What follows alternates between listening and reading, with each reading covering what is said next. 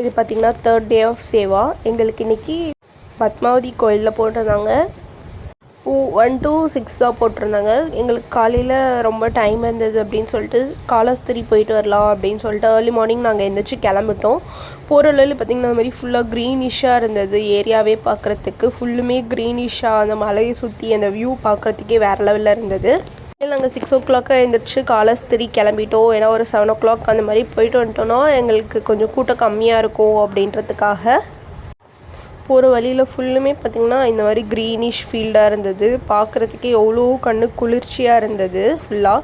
அதுவும் அந்த மலை கீழே இந்த மாதிரி க்ரீனிஷ் ஏரியா பார்க்குறதுக்கு சூப்பராக இருந்தது. நம்ம சிட்டி சைட்லாம் பார்த்தோன்னா இந்த மாதிரி எதுவுமே நம்மளால் பார்க்க முடியாது. ஆனால் அந்த கிராமத்து சைடில் இந்த மாதிரி ஒரு வியூலாம் பார்க்குறதுக்கு நல்லா இருந்தது. இதை பார்த்திங்கன்னா அந்த கோயிலோட என்ட்ரன்ஸ். இது ரொம்ப பழமையான கோயில்.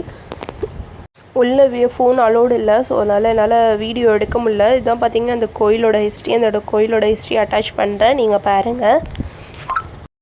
இந்த கோயில் தான் பார்த்திங்கன்னா இந்தியாவிலே ஃபர்ஸ்ட் உருவான சிவன் கோயில்.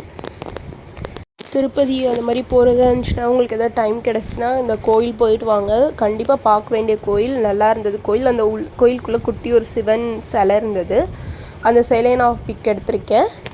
இது பார்த்திங்கன்னா அந்த புக்கோட அந்த கோயிலோட ஹிஸ்ட்ரிலாம் சேல் பண்ணுறாங்க போல். இந்த கோயிலோட லொக்கேஷன் நான் கீழே கொடுக்குறேன், சேவ் பண்ணி வச்சுக்கோங்க. உங்களுக்கு திருப்பதி போனீங்கன்னா அந்த கோயில் கண்டிப்பாக விசிட் பண்ணுங்கள்.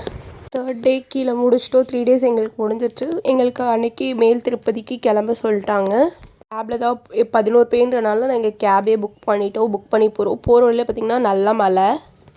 இதோட பார்த்திங்கன்னா எங்கள் கீழ் திருப்பதி சேவை முடியுது. அதுக்கப்புறம் நம்ம மேல் திருப்பதியில் என்னென்னைக்கு என்னென்ன சேவை பண்ணணும்னு உங்களுக்கு நான் வேறு ஒரு வீடியோவில் அப்லோட் பண்ணுறேன். Thank you friends. பாய் பாய்.